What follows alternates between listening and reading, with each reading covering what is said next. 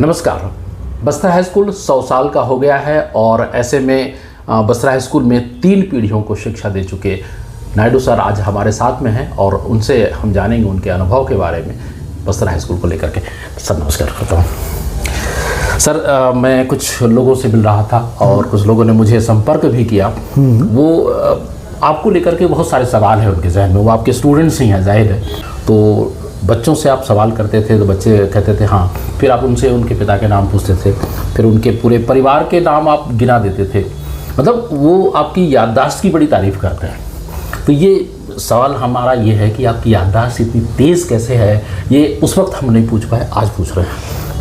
याददाश्त कोई बहुत बड़ी भारी चीज़ यहाँ नहीं है जी। सबसे बड़ी चीज़ है अपनापन जी। और अपने बच्चों के बीच में जाने के बाद ऐसा लगता था कि अरे ये तो सब पहचाने चेहरे बैठे हैं। अच्छा। तो मैं इस तरह उन सब के साथ घुल मिल जाता था। जी। और मैं उनको यही कोशिश करता था कि मुझसे उनको कभी ऐसा ना लगे कि कोई गैर या पराया आदमी। मेरे अपने बच्चे हैं ये मान के ही मैं आगे बढ़ता था। अच्छा। तो इसलिए मेरे को बच्चे भी प्यार करते थे और मैं अपने बच्चों के साथ ज़िंदगी में कभी गलत नहीं किया। उसका ये फल है और कुछ नहीं। जनरली ऐसा होता है ना, क्योंकि टीचर्स पढ़ाते हैं, हम भी टीचर्स रहे हैं, और होता ये है कि एक सेशन गुजर जाने के बाद बच्चे के नाम हम भूल जाते हैं। अक्सर ऐसा होता है। लेकिन आप तो पूरे परिवार के नाम गिना देते थे। तो लोगों का ये कहना था कि ये कैसे, मतलब कोई जादू है, कोई से डाइट है या क्या है। मैं आपको बताऊं दर्शकों को, नायडू सर अभी 82 ईयर्स के हो गए हैं। और जो अगला सवाल मैं सर यही कहना चाहता हूँ कि 82 ईयर्स के आप हैं लेकिन लगते नहीं हैं। तो इस फिटनेस का क्या है राज? उपेंद्र, सबसे बड़ी चीज़ बस यही है। और खान पान सादा सीधा, कभी कोई किसी तरह का कुछ वो नहीं। हाँ, पान बहुत खाता था। अच्छा। वो भी ख़त्म हो गया। अच्छा। तो ये है सबसे बड़ी चीज़। और मेरे बच्चों के लिए ही मैं जिया हूँ और इसीलिए मेरी याददाश्त तो मैं नहीं कहूँगा, मेरे बच्चों का भय जैसे प्रिंसिपल से टीचर्स को रहता था, वो भय मुझको हमेशा सचेत रखता था। और इसलिए मैं बराबर याद करता हूँ। अच्छा। और आज भी मेरे बच्चों की वैसे ही मैं याद करता हूँ, भूलता नहीं हूँ अपने बच्चों को। अच्छा। ये मैं फिटनेस की बात कर रहा था, मतलब कोई व्यायाम वगैरह भी आपकी दिनचर्या वैसे क्या है? मेरा सवाल ये है, कैसे मतलब अभी दिनचर्या आपकी है, पहले कैसी थी?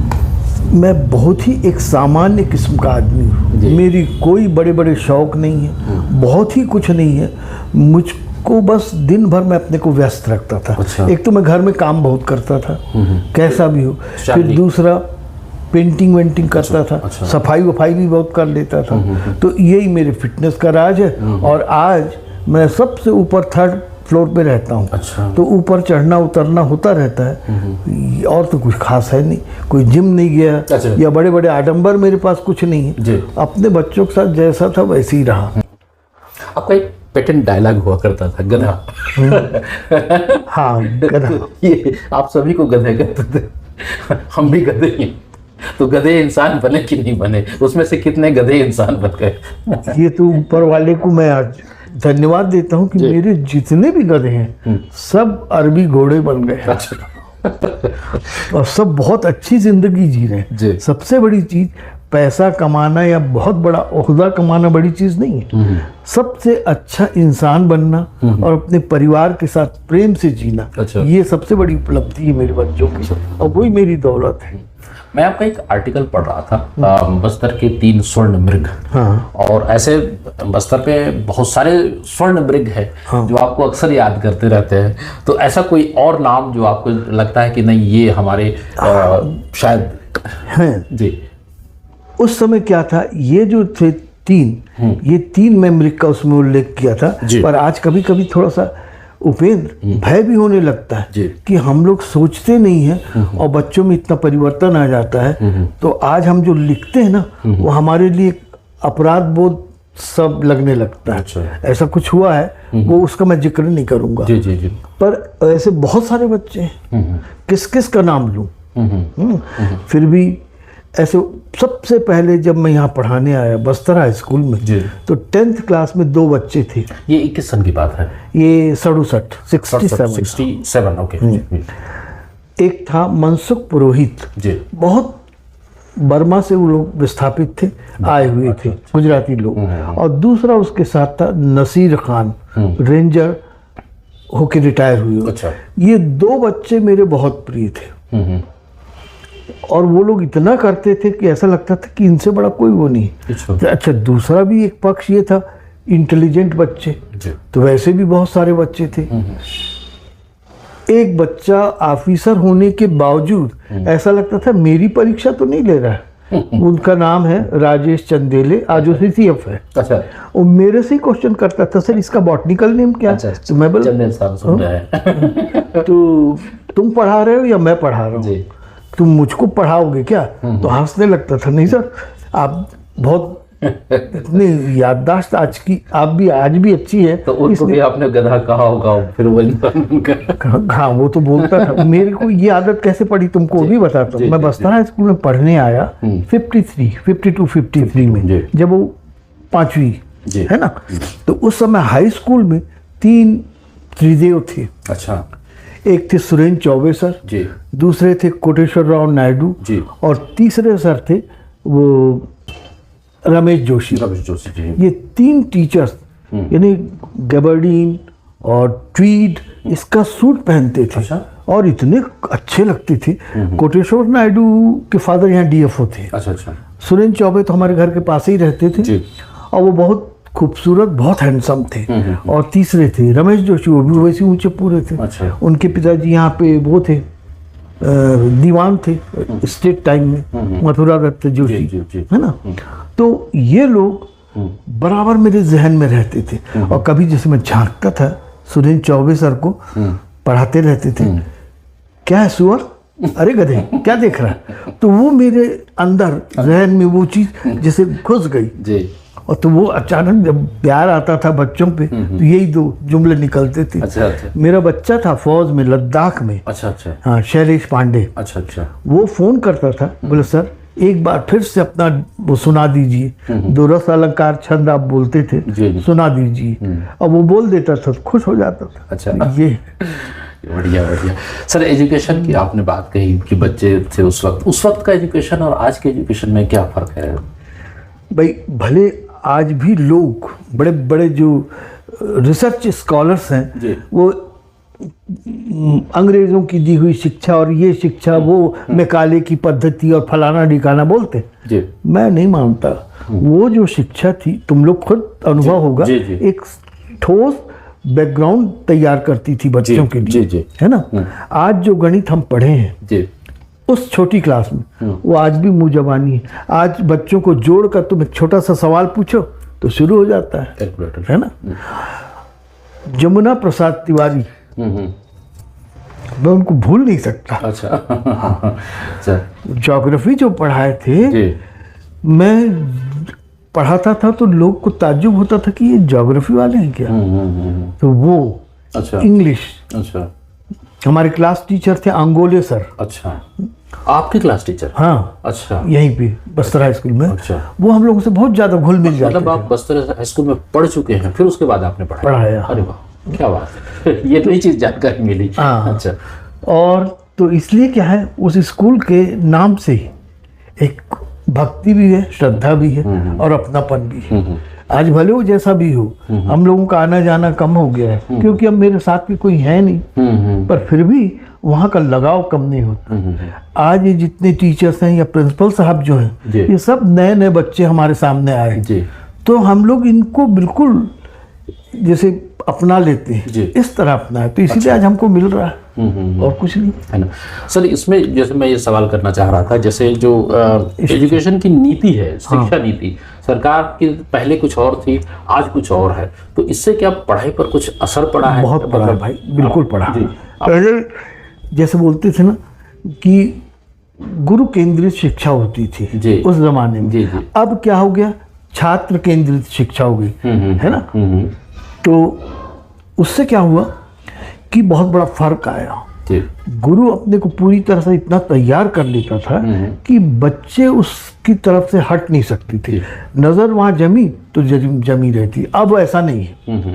अब क्या है, वो इतने ज्यादा महाबली हो गए हैं, बाहुबली हो गए हैं कि वो अब भी बस्तर हाई स्कूल में देखा मैं बच्चों में वो चीज नहीं दिखती तो तकलीफ तो होती है। हमारे बच्चे 70 बच्चे रहते थे क्लास में, 4 घंटे हम पढ़ाते थे, कोई बच्चा मजाल चूचा करे।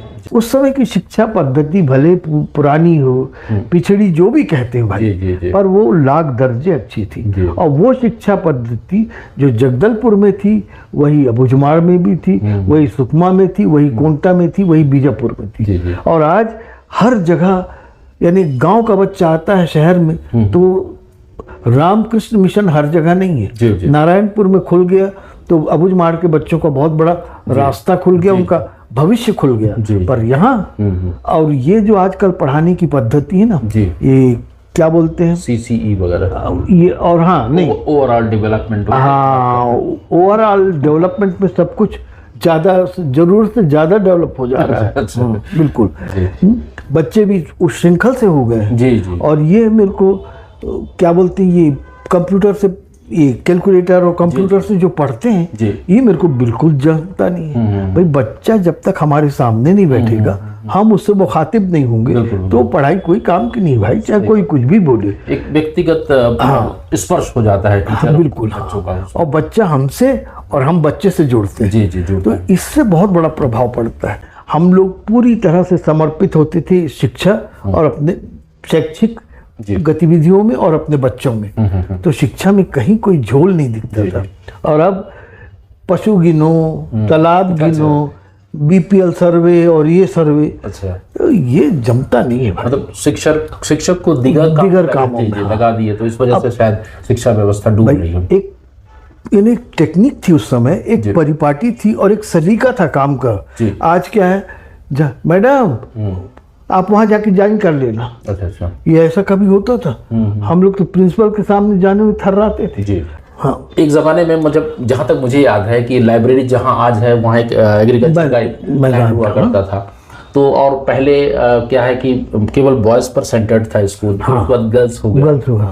तो कहने का मतलब ये है कि क्या बच्चे गवर्नमेंट स्कूल की तरफ चाम कम हो रहे हैं, पालकों का चाम कम हो रहा है? अगर हो रहा है तो क्यों आपकी नजर? ये सबसे बड़ी चीज यही है।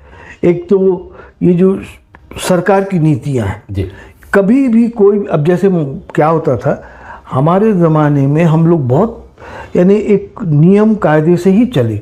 कभी भी, अब मेरे भी बच्चे थे, पढ़ते थे, पर उनके लिए मैं कहीं कभी किसी गलत ढंग से कहीं अप्रोच नहीं किया। तब वो बसरा स्कूल नहीं रहा। बिल्कुल जी, क्योंकि पेरेंट्स जो माता पिता हैं, अभिभावक हैं, उनका भी एक लगाव जो है सरकारी स्कूलों के प्रति कम हो गया है। तो ये वजह जो है, आप एक विचारक हैं, शिक्षक हैं, रहे हैं, और आज भी एक आपके कमेंट्स आते रहते हैं, पत्रिकाओं में छपते रहते हैं, तो आप ये कैसे देखते हैं, किस नज़र से देखते हैं कि क्यों ऐसा हो रहा है? शिक्षा जैसा अपना देश है जी, उसको ध्यान में रखते हुए होना चाहिए। मैं इंग्लिश या अंग्रेजी शिक्षा का विरोधी नहीं हूँ मैं जी, है ना, पर ये जो नए नए स्कूल खुलते हैं, अब ज़्यादा मैं नहीं बोल सकता, मेरे को मैंने लोगों को लगेगा कि बकवास बहुत करते हैं। मैं अच्छे अच्छे नेता लोगों को देखा, खुद तो 2 लाइन अंग्रेजी बोल नहीं सकते और अपने बच्चों को इंग्लिश मीडियम स्कूल में डाल देते हैं। तो यही अंग्रेजी मीडियम की जो टीचर्स होती हैं या टीचर्स हैं, वो बड़ी बुरी तरह उनको डांटते हैं कि क्या पढ़ा रहे हो आप लोग, ऐसा पढ़ाते हैं, ये देखो। तो अजीब लगता है। और हमारे समय में तो कोई हिम्मत नहीं करता था कि आके स्कूल में इस तरह की कोई बात करे। नहीं, इवन जैसे मैंने देखा है और आपने भी शायद महसूस किया होगा कि जो सरकारी कर्मचारी हैं उनके बच्चे भी प्राइवेट स्कूल से आ रहे हैं। तो ये बड़ा विडंबना है आजकल। नहीं, आज मैं बता रहा हूँ, अभी अभी जो बहुत सारे नेता हुए, उनके बच्चे गांव में पढ़ रहे थे, जहां उनको बोलते हैं ना छत्तीसगढ़ी मुहावरा, सुनने में बहुत गलत लगेगा और भद्दा लगेगा, पर मैं बोलूंगा तुम समझ जाते हो। रूप से किया कि मन नहीं। हाँ जी, आप अक्सर कहते रहते थे वही। तो ऐसा जो बदलाव है ना, वो पूरी नस्ल को खराब कर देता है। यानी वो बच्चों को एक शुरू से अहम आ जाता है कि हम, तुम्हारे पिताजी तो गद्दी में बैठे, हम सबके बादशाह हैं, और वो उसी नजरिए से सबको देखते हैं। अच्छा। इतने विनम्र और अच्छे बच्चे भी साल भर के अंदर चेंज आ जाता है। ऐसी बहुत सारी बातें। और एक तो क्या, पुराने जमाने में तुम तो यहीं के बच्चे हो, सब पूरे घराने को जानते जी। हो, कितनी मेहनत मशक्कत से यहाँ पे रहते थे और सब प्रवासी थे। जी। बाहर से आने के बावजूद बस्तर को कोई चारागाह नहीं समझता था। और अब जितने भी लोग आते हैं वो तो बस्तर को चारागाह समझ के आते हैं। पहले ये अपनों का शहर था जगदलपुर, जी, जी। अब बेगानों का हो गया। जी। तो उसमें बच्चों का भी बदलना स्वाभाविक है। तो हमारे पुराने बच्चे जितने भी अच्छे अच्छे घरों के बच्चे ये इसी बस्तर हाई स्कूल में पढ़ते थे। जी, जी। और ऐसा नहीं कि वो सब नालायक निकले, एक से एक पद में आज वो बच्चे हैं। जी जी।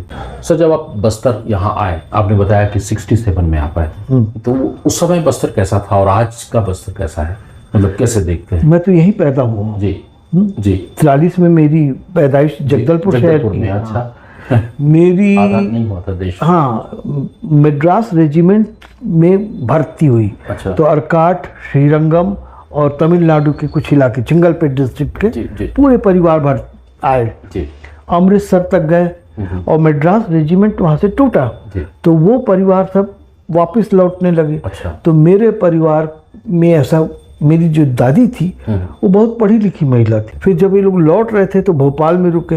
आपकी दादी? हाँ, दादी। अच्छा। हाँ, मेरे दादी, मेरी बुआ दादी और मेरे दादा, जी। मेरे पिताजी तो यहीं पैदा हुए जगदलपुर में। अच्छा अच्छा। तो वो लोग आते आते आए खलासी लेन नागपुर। जी। वहाँ से जैसे इनको, वहाँ पे सब इधर के आंध्रा के लोग भरे हुए थे और कुछ मद्रास की एक दो फैमिलीज थी। जी। तो उनको ये मालूम हुआ कि बस्तर में अब पहुँच गए तो वहाँ से सीधे कनेक्शन मिलेगा, आप लोग जा सकते हैं ऐसा। अच्छा। तो वो लोग कहाँ के लिए, कहाँ जा सकते हैं वगैरह? चिंगलपेट या मद्रास, मद्रास ही बोलते थे। फिर उसके बाद ये लोग परलकोट और अहेरी, चांदा, जी, जी। इन जमींदारियों में वो पढ़ाने लगी। और लड़कियों के लिए बहुत ज़रूरी था कि कोई महिला पढ़ाए। जी। तो वो चर्चा हुई कि यहाँ हुई कि भाई वो एक साउथ इंडियन महिला है, वो पढ़ाती। जी। तो उनको रुद्र प्रताप देव महाराजा थे, अच्छा। उनके समय एक संदेश गया। अच्छा। अब उस समय थोड़ी था कि मोबाइल में फ़ोन किए और जी, फ़ोन जी, किए जी। तो फ़ोन भी बहुत वो था। जी। तो एक हरकारा जैसे गया यहाँ से, अच्छा। वो सब बताया। तब ये लोग रोते गाते बोले अब चलो जाने ही है तो जगदलपुर में रहेंगे। तो 1894 में ये लोग इधर आए, 1894। यहीं रहने लगे, इसी जगह पे जहाँ आज अपन बैठे। और ये दोनों महिलाएं थीं और हमारे दादा थे। हमारी दादी बहुत सुंदर थी, 15 साल की थी। जी। और उसी समय हमारे पिताजी पैदा हुए। जी। हमारी जो बुआ दादी थी वो बहुत विदुषी थी और बहुत सुलझी हुई महिला थी। और हमारे दादा की बड़े जल्दी डेथ हो गई। अच्छा। तो पूरे घर की कमान उनके हाथ में थी। अच्छा। तो वो लेडी महारानी को पढ़ाने जाने लगी। अच्छा। प्रफुल्ल कुमारी देवी को। हाँ। 1916। अच्छा। एक बैलगाड़ी आती थी, जी, जी। टांगा बोलते थे, जिसमें बैला जुता होता था, वो लेके जाती थी इनको। तो होते होते पढ़ाती गई। पर वो जब तक उनको हिंदी अंग्रेजी जितना वो पढ़ा सकती थी पढ़ाई। उसके बाद अंग्रेज यहाँ पे थे, ये उनके गवर्नर ने क्या बोलते थे उनको, मैडम, वो इन लोगों को पढ़ाने भी लगी। तो उसके बाद ये भी जाती थी, इनको बुलाते थे वो लोग। तो 26 में महारानी की शादी तय हुई। जी जी। 27 में हुई या 26 में? 26। तो उस समय पूछी, अब सर मैडम तो नहीं चलता था, गुरुजी अब आप क्या करोगे? तो ये बोली, बाबी धनी बोलते थे ना, बाबी धनी या महाराजा साहब बोलते थे। जी। उनको राजगद्दी मिल गई थी ना। जी जी जी। तो बोले महाराजा साहब मैं लड़की लोग को पढ़ाऊंगी। अच्छा। तो ये PWD के लिए बना था। अच्छा। ये जो शायद किसी और पर्पस के लिए महाराजा रुद्र प्रताप देव बनवाए थे। तो बोले ठीक है, वो बिल्डिंग में स्कूल डाल देते। अच्छा। तो वो पर्ची जैसा था, उसमें ये हमारी दादी पढ़ाना शुरू की। तो ये पहली बुनियाद थी, मतलब पहली बुनियाद। पहले ये यहाँ MLB जो है उन जगह पर लगा। हाँ। अच्छा। वो तो उसमें वो पढ़ाने लगी। अच्छा। तो 1926 से वो पढ़ाती रही। अच्छा। वहीं है ना की दादी। अच्छा। और उनका कोई नाम गांव नहीं। ओके। पहले 5 शिक्षक स्टूडेंट थी लड़कियां। एक तो रथ परिवार की थी, चंद्रमणि रथ और सूर्यमणि रथ, दो। और ये शुक्ला बुक डिपो है, उनकी दादी परागा शुक्ल। अच्छा। और सुंदरलाल त्रिपाठी की बहन थी राजरानी बाई। सुंदरलाल त्रिपाठी जो स्वतंत्रता सेनानी। अच्छा। सिंह सर की मदर थी तारुणी सिंह। अच्छा। और एक सरस्वती बाई कायस्थ लोग थे वो लोग, सरस्वती श्रीवास्तव, ये लोग पढ़ने जाती थी। रामेश्वर प्रसाद पांडे डीओ थे, उनकी मदर सोनामणि पांडे वो भी पढ़ने जाने लगी। तो उनसे फिर और ब्राह्मण घरों की लड़कियां भी आने लगी। तो ये लोग धीरे धीरे फैलते गए, बढ़ती गई संख्या। और 1930 को हमारी ये रिटायर हो गई। तो उसके बाद वो स्कूल में एक साउथ इंडियन लेडी आई, इंदिरम्मा नाम था उनका। अच्छा। वो संभाली। अच्छा। तो 1930 के बाद 33 में ये स्कूल जो है ये शासकीय स्कूल हो गया। अच्छा। तो 1933 में इसको शासन ने ले लिया। अच्छा। अब तब से इसका अभी जो पुत्री शाला। अच्छा। हाँ। तो वो जो अभी हम देख रहे हैं बसराइच स्कूल स्ट्रक्चर, तो क्या उसको अंग्रेजों ने बनाया था, अंग्रेज ठेकेदार वगैरह जो भी है? नहीं, जो अच्छा। हाँ, ये पीडब्ल्यूडी का बनाया हुआ। ओके। अंग्रेज उसके बाद क्या था, सदर स्कूल शुरू से था। अच्छा। सबसे पहला प्राइमरी स्कूल या मिडिल स्कूल खुला था छोटे डूंगर में 88 में। और ये 2005 या 6 में सदर स्कूल खुला है ना, 1906 में। ये सर 5 में बंगाल विभाजन। हाँ। और वो शुरू हुआ। वो चलते चलते क्या था, उसमें फिर बच्चे पढ़ते थे सब, प्राइमरी स्कूल तक 5वीं 4वीं तक था वहाँ। तो वहाँ पर अजीम खां थे हेड मास्टर, शादी खां गुरुजी बाद में आए, फिर घनश्याम गुरुजी थे, त्रिलोचन गुरुजी थे, महावीर प्रसाद थे, और 2 तिवारी गुरुजी लोग थे, आरण्यक ब्राह्मण लोग, वो पढ़ाते थे। अब उसके बाद ये हुआ कि यहाँ पर 8th तक तो स्कूल था, 9th के बाद लड़कियों के पढ़ने के लिए कहीं कुछ नहीं था। अच्छा। तो ये ग्रिक्सन हाई स्कूल यहाँ पर 52 तक था। अच्छा। और ये 52 को जैसे ही वहाँ शुरू हो गई थी कोदो भाटा में बिल्डिंग बनना, खुला खुला सा लंबा चौड़ा स्कूल बना, और वो ग्रिक्सन हाई स्कूल यहाँ शिफ्ट हो गया। अच्छा। और उस तब वो कहलाने लगा बस्तर हाई स्कूल। अच्छा। हाँ। तो ये ग्रिक्सन कौन थे? मतलब ग्रिक्सन यहाँ एक बहुत बड़े वो थे एडमिनिस्ट्रेटर, मतलब आज के समय में कलेक्टर हम समझे। हाँ जी। अच्छा। तो वो वैसे सीपी बरार था पूरा उस समय। अच्छा। तो ये वहाँ तक देखते थे। अच्छा। तो उनके नाम से ये स्कूल बना, अंग्रेज। हाँ, ग्रिक्सन। हाँ। तो वो हाई स्कूल हुआ, तो इसमें भी बच्चे पढ़ते थे। तो इसमें भी 8th तक था पहले। फिर इसको एक हमारे पिताजी लोग परीक्षा देने जाते थे रायपुर। अच्छा। हाँ।